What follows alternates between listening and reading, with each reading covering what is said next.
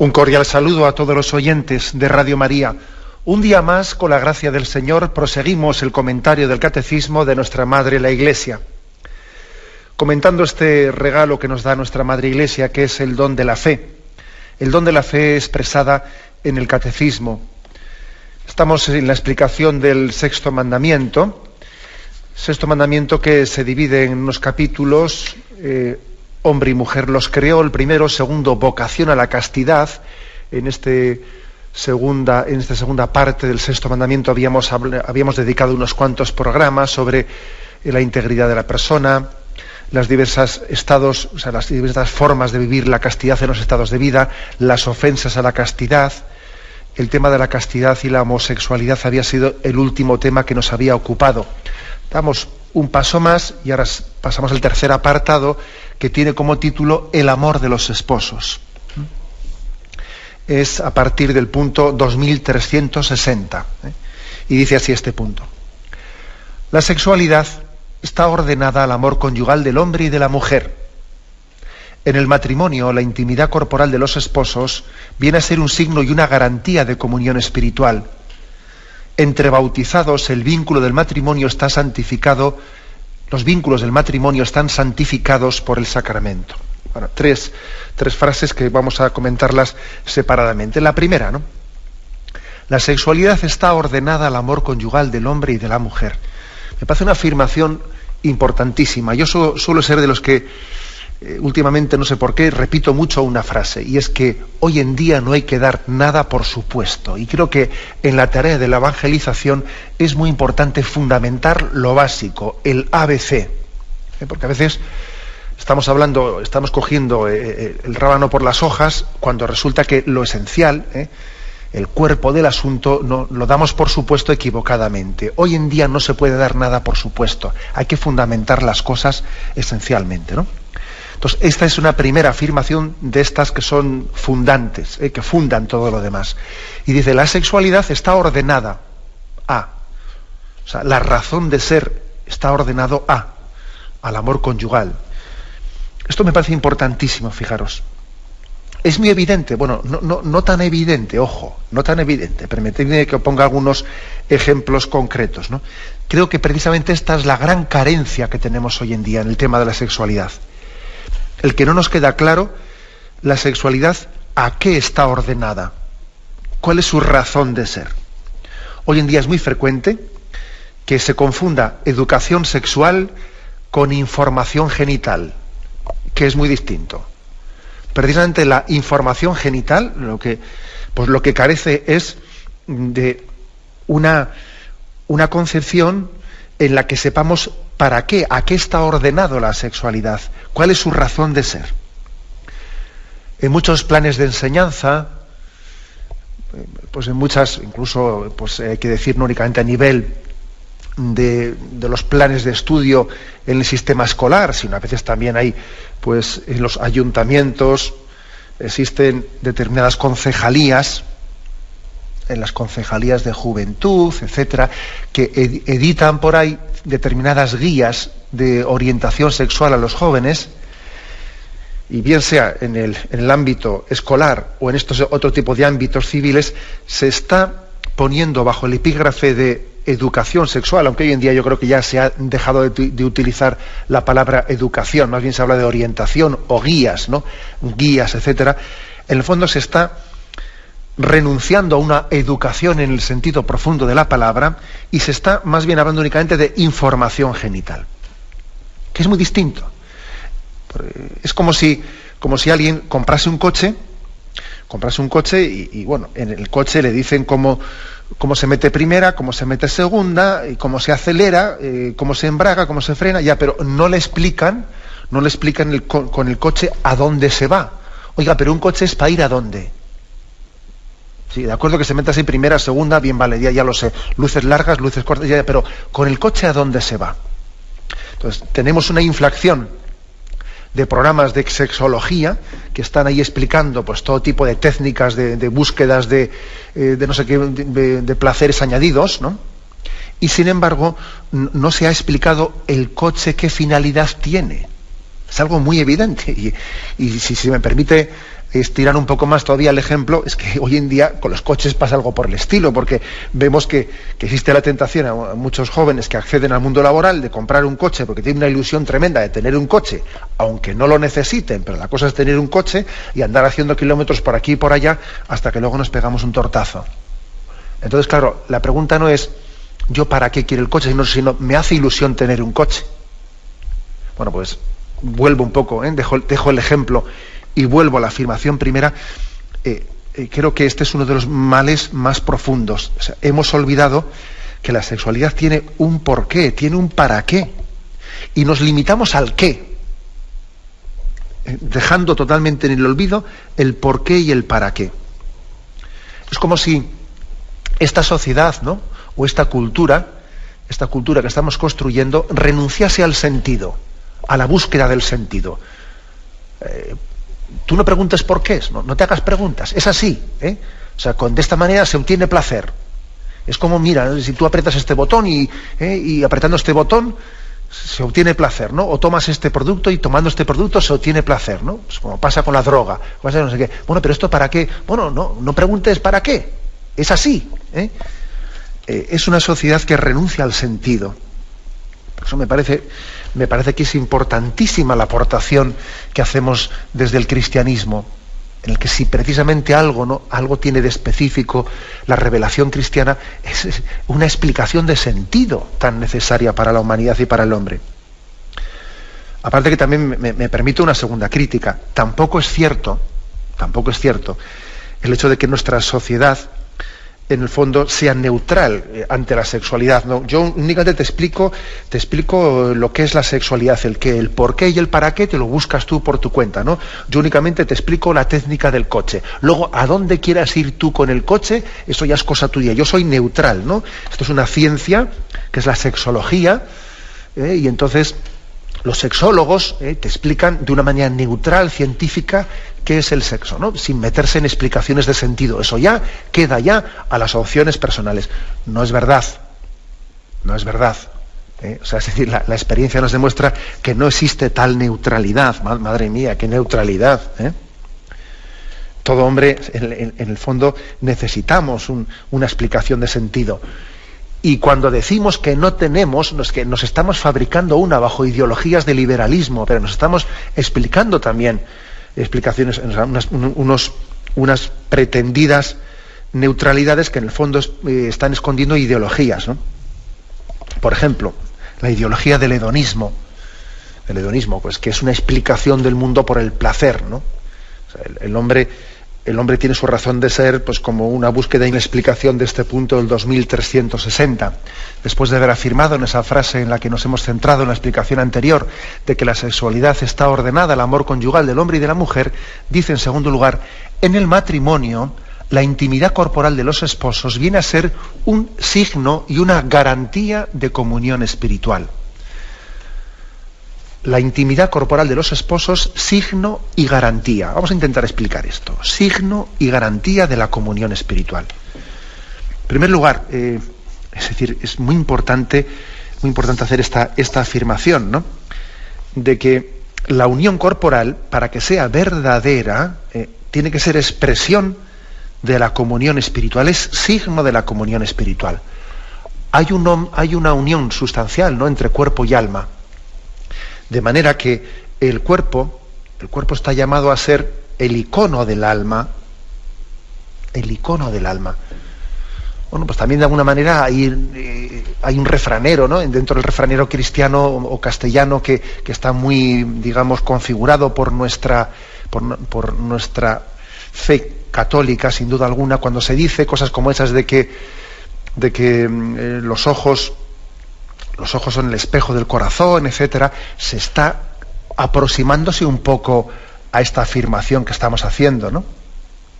Eso de que los ojos son el espejo del corazón y que el corazón se expresa a través de los ojos, es un poco como decir que el cuerpo tiene que ser la expresión del alma y que por lo tanto la unión corporal, la unión sexual, es un signo de la unión de las almas. De lo contrario es una gran mentira. De lo contrario es una gran mentira. Una de las grandes mentiras que existe hoy en día en nuestra sociedad, pues es esta, la de que el sexo es algo distinto del amor. Es una de las grandes mentiras que más está destruyendo, o sea, más está afectando a la felicidad de este mundo. Ese presupuesto de que una cosa es el sexo y otra cosa es el amor, eso de que se haya disociado una cosa de la otra, es causa de un tanto por ciento altísimo del sufrimiento de la humanidad. Además es una gran mentira que pues esta mentalidad liberal ha difundido, ¿no? Hay muchas mentiras modernas, ¿no? Otra mentira moderna es que la ciencia lo explica todo y que el hombre no necesita de filosofías ni de nada, ¿no? La ciencia es lo único que es fiable. Otra gran mentira, ¿no? Pero esta primera gran mentira a la que nos referimos es esta, es decir, el que una cosa es la sexualidad y otra cosa es la persona, ¿no? Mi amor, mi opción, son dos cosas desligables. Eso está haciendo un daño terrible. Basta recordar lo que os expliqué de que en el primer milenio, digamos, durante mucho tiempo la historia de la Iglesia, tan importante consideramos la unión sexual, la unión corporal, que durante muchísimos siglos en la historia de la Iglesia la forma concreta que existía de realizar y de dar validez a la unión del hombre y la mujer en el matrimonio y de considerar matrimonio a su unión era sencillamente que el hombre y la mujer tuviesen la unión sexual y se presentaban ante la Iglesia afirmando que habían tenido esa unión sexual, con lo cual la Iglesia decía, pues si habéis tenido esa unión sexual sois marido y mujer. Es decir, porque la expresión de la entrega sexual no es sino expresión de la entrega del alma. Luego, ¿habéis tenido la entrega sexual? Pues ya sois marido y mujer. Así se realizó durante muchos siglos el sacramento del matrimonio. Y si luego se cambió y se le dio esta forma del consentimiento mutuo y público que se hace hoy en día, etcétera, pues porque claro, la primera forma tenía pues muchas también formas de engañar, porque como esa unión íntima, pues lógicamente había tenido lugar sin testigos, pues podía ser fácilmente engañable, podía ser objeto de mentiras si habían tenido o no habían tenido esa unión entre ellos. Pero pongo este ejemplo para enfatizar la importancia de esa unión íntima entre el hombre y la mujer, que es signo de la comunión espiritual. Es signo y garantía, dice al mismo tiempo. Es garantía, es decir, la entrega sexual alimenta el amor espiritual. Bueno, esto es importante afirmarlo, porque yo sé que alguno dirá, madre mía, esto no sé si es verdad. Sí, o sea, si la entrega sexual en el seno del matrimonio es lo que tiene que ser, alimenta el amor espiritual. Nosotros cargamos con una sospecha de que la sexualidad no es santa, de que es egoísta. En gran parte esa sospecha existe entre nosotros, de que la sexualidad no es santa, es egoísta. Bueno, y claro, y esta sospecha no vamos a negar que tiene una razón de ser, de que muchas veces es así, pero claro, no quiere decir que lo sea así en el plan de Dios. Muchas veces es así, o sea, muchas veces la vivencia de la sexualidad es una expresión de egoísmo, tal y como se vive, ¿no? Pero claro, no es así en el plan de Dios. Y no es así, no únicamente en el plan creacional de Dios, sino no es así también desde el punto de vista, desde esa vocación que Jesús le dio a la unión del hombre y la mujer y la santificó y la elevó, que luego hablaremos de eso. Entonces yo creo que existen dos tentaciones.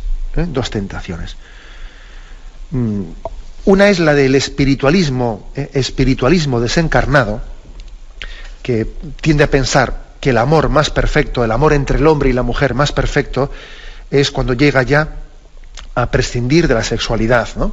Pero mira, eso de la sexualidad es una cosa de que cuando somos jóvenes, pues sí, el matrimonio joven está muy ligado a esa expresión sexual, pero luego ya cuando el matrimonio madura, cuando ya va teniendo pues un amor más espiritual y no tan carnal, pues entonces ya en una etapa más madura del matrimonio tiene un amor más perfecto que prescinde de la sexualidad.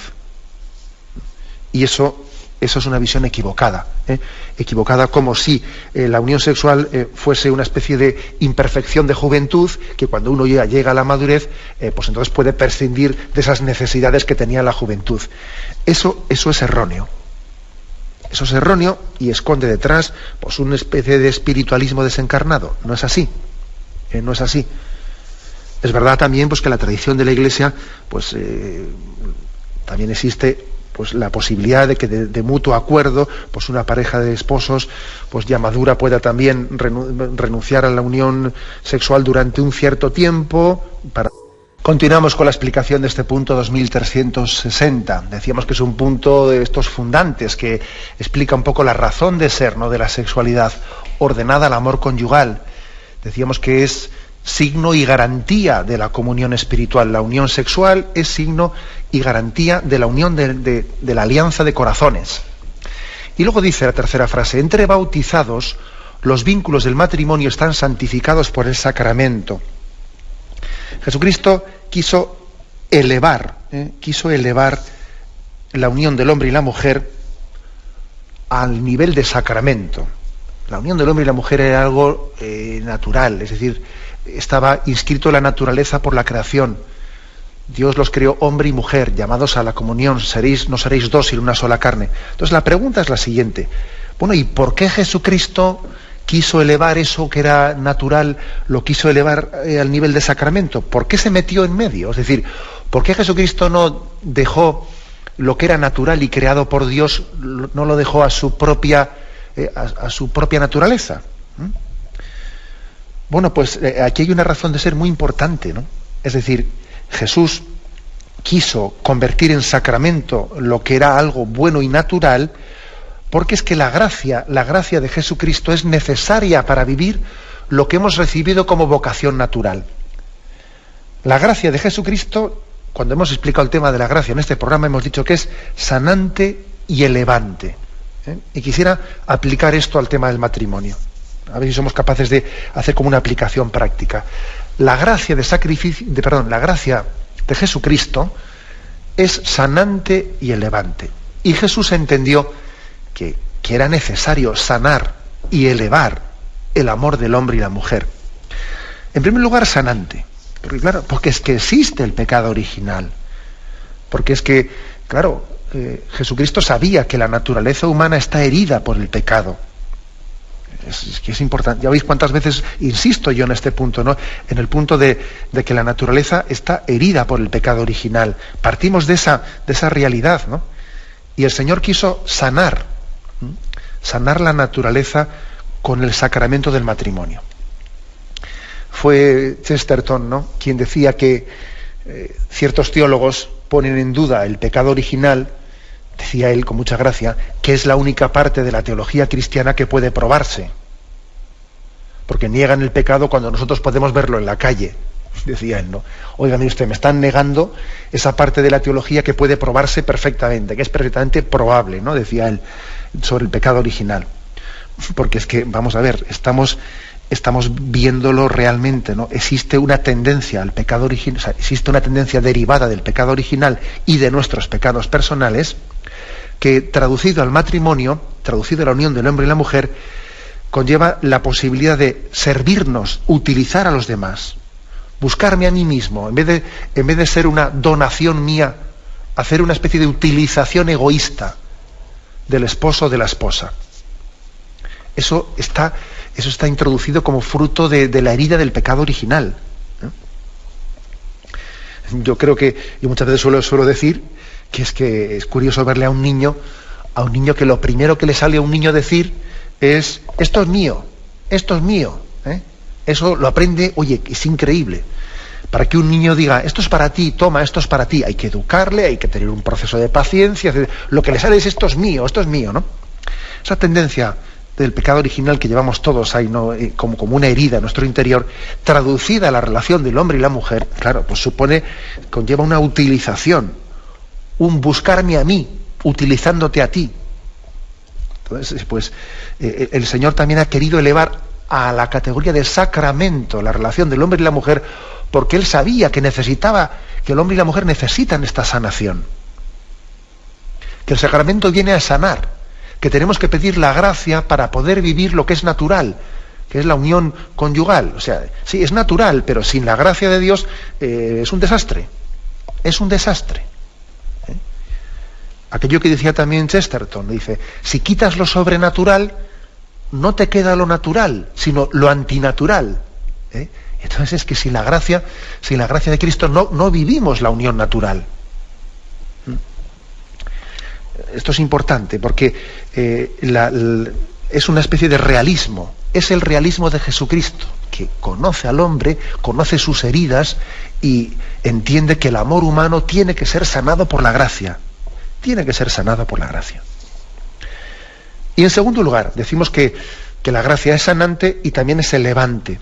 O sea, nos sana de nuestros pecados y nos eleva a una condición sobrenatural de hijos de Dios, ¿no? Bueno, pues esto traducido al matrimonio conlleva que el Señor ha querido que la unión del hombre y la mujer sea sacramento para que sea el signo de una unión esponsal con Cristo.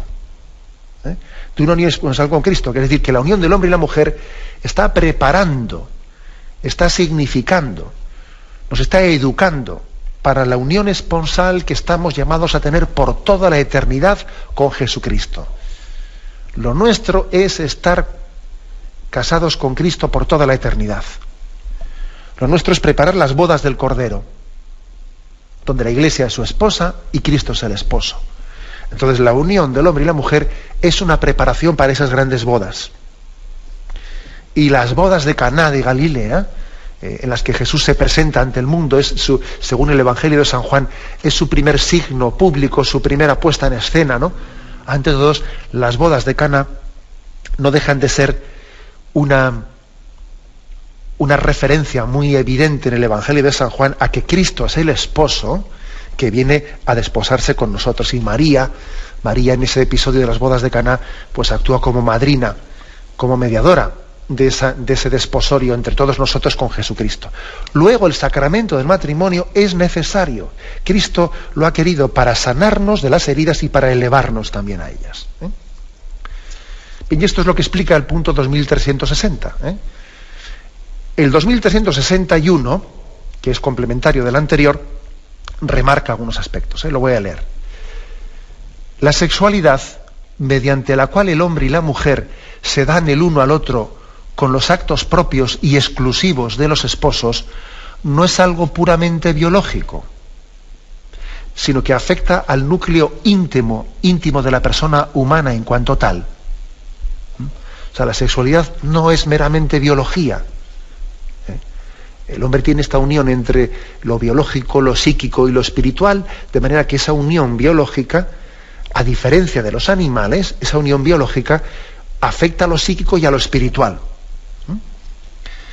Esta unión se realiza de un modo verdaderamente humano solamente cuando es parte integral del amor con que el hombre y la mujer se comprometen totalmente entre sí hasta la muerte. Esta es, por lo tanto, la afirmación de este punto. Aquí, si algo se está subrayando, es una cosa por activa y por pasiva, es la unión tan estrecha que existe entre cuerpo y alma. Lo que compromete al cuerpo, compromete al alma.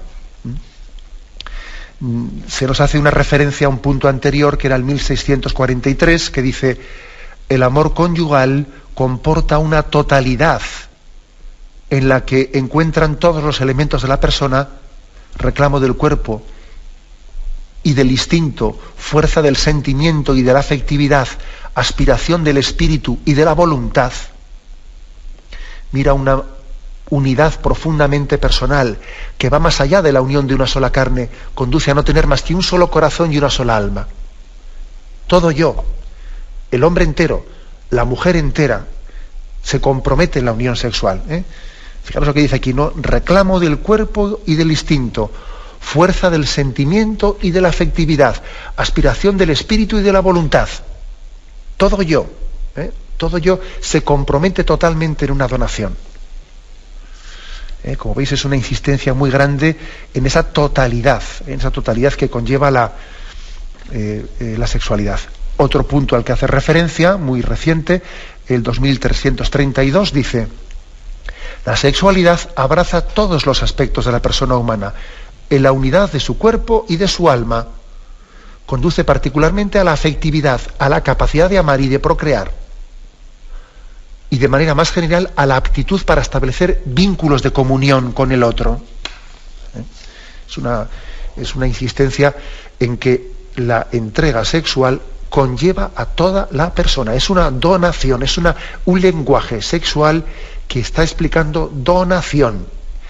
Igual que decíamos que el niño tiene ese peligro de decir, esto es mío, ¿no?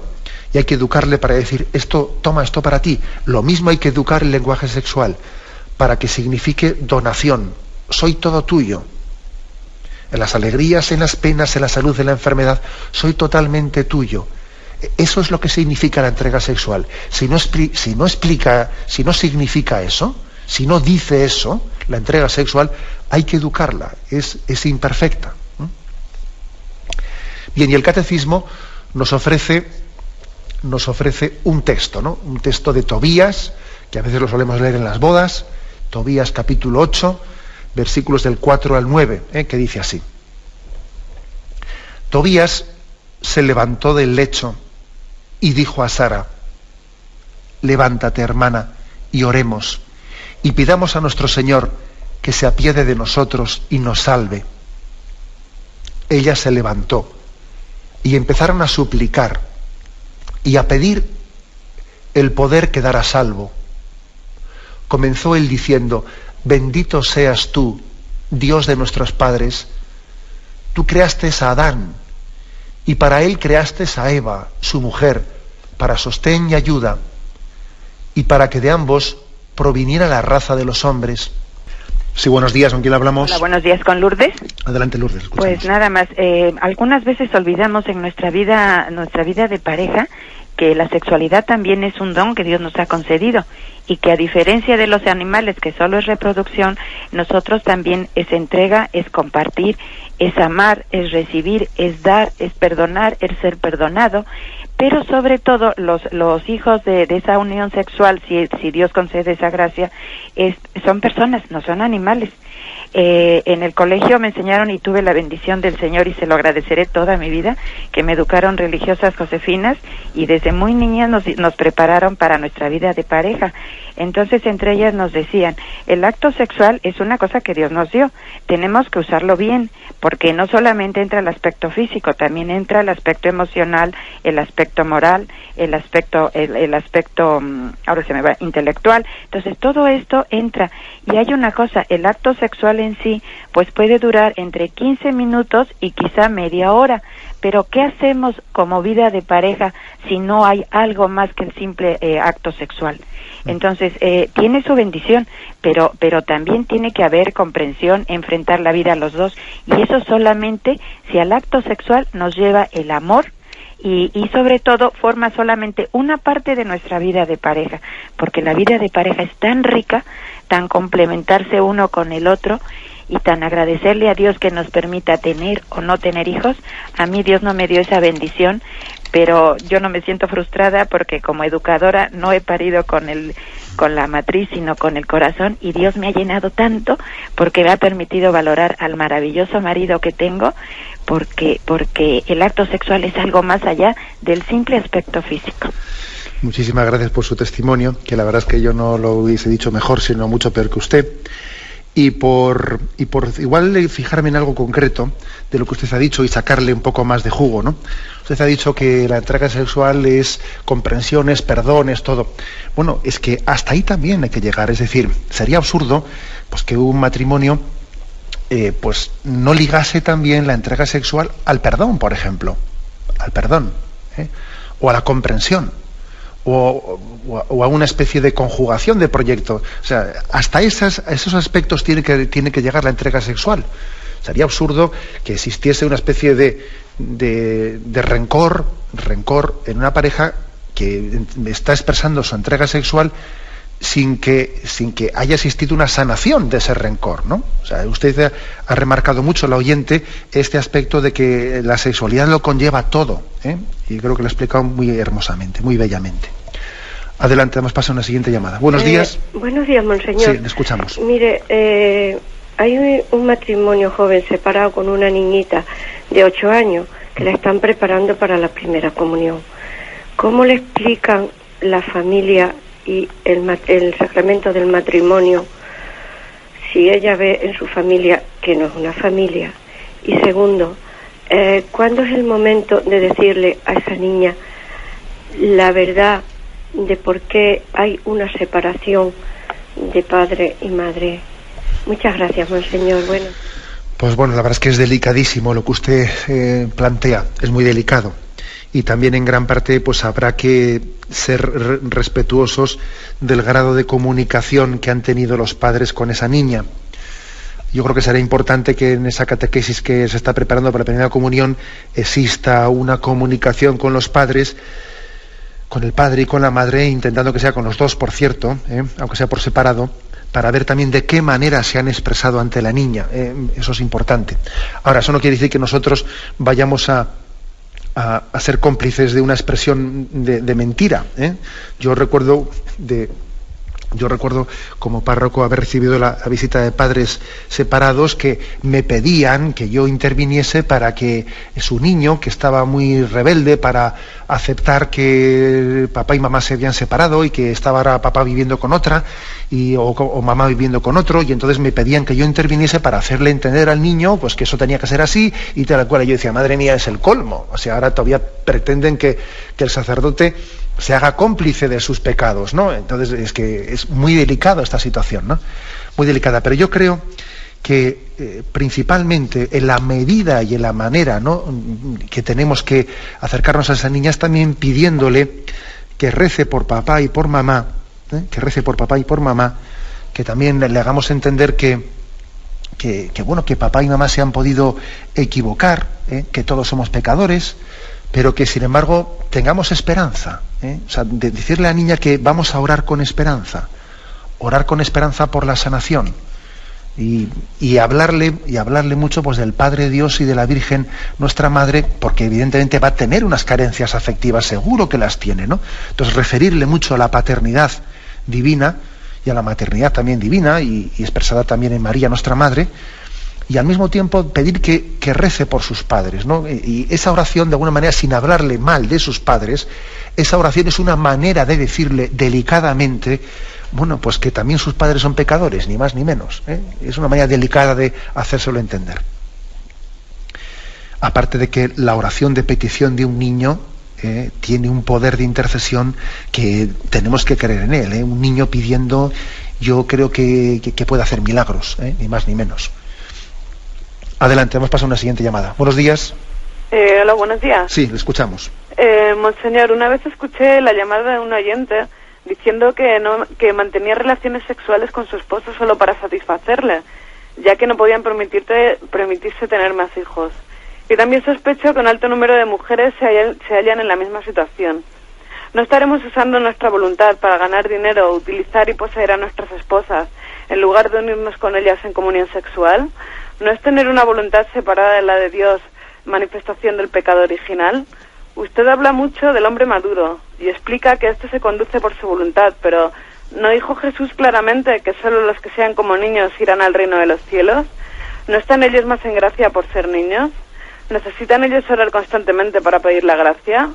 ¿No estaremos quitando importancia al sexo por no hacerlo bien? Gracias, esa es mi pregunta.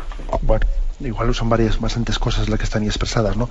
Voy a lo primero, que me parece igual así un poco lo más objetivo de esa llamada a la que hacía referencia que una oyente había hecho. Vamos a ver, el hecho de que un matrimonio, como es también el caso de la primera oyente que ha llamado, ¿no?, pues que su familia no han podido tener hijos, pero bueno, el hecho de que no hayan podido tener hijos o de que una familia no sea estéril, eso no quiere decir que la entrega sexual en ese caso no tenga sentido. Sí tiene sentido, porque la finalidad de la entrega sexual es doble, y no somos nosotros quienes para separar las dos finalidades. Otra cosa es que naturalmente estén separadas porque existe una esterilidad, pero eso no somos nosotros los que artificialmente hemos separado por creación de comunión del amor. Entonces, si por ejemplo una pareja pues es estéril, la expresión del amor conyugal entre ellos está cumpliendo la finalidad de la expresión del amor, está creando la unión de corazones entre ellos. Aunque Dios no les haya dado el don de la fecundidad, Pero como bien ha dicho la oyente primera, no han tenido una fecundidad biológica, pero existe otro tipo de fecundidades. También hay una fecundidad espiritual, y ese matrimonio seguro que el Señor le pone pues situaciones en las que realizar esa fecundidad, pues entregándose al prójimo, en sus familiares, en sus vecinos, etcétera. O sea, que sí tiene sentido la entrega sexual, aunque no sea fecunda. Otra cosa es que nosotros, por nuestro pecado, egoístamente queramos separar una cosa de la otra, que es muy distinto. Y yo creo que esa entrega sexual se puede realizar siendo como niños. Es decir, no es contradictorio. El Señor nos pide que seamos como niños, pero es que la entrega matrimonial tiene que ser con ese corazón sin doblez, con ese corazón de niño, ¿no? Por eso yo no contrapondría eso de ser como niño y la entrega sexual como si eso fuese ya un poco malicioso. No, o sea, es que tenemos que tener con corazón de niño esa entrega plena en el seno del matrimonio. Adelante, además pasa un siguiente oyente. Buenos días. Buenos días, me llamo Ignacio y Adelante, quisiera comentarle que es importante que los sacerdotes hablen del catecismo un poquito en las homilías. Tenemos un catecismo precioso y el tema sexual parece que es un tabú, hasta da miedo a los sacerdotes hablar del sexo en el sentido católico que Jesús le ha dado. Entonces, hoy día, si la sociedad estamos tergiversando lo natural, como decía Chesterton, que si no hay sobrenaturalidad, hacemos lo natural antinatural. Vamos admitiendo con la ideología masónica de la tanta televisión, vamos admitiendo lo que es antinatural, por ejemplo, gays y gayanas, lo vamos admitiendo como cosa natural, y otras desviaciones, hacer el sexo evitando toda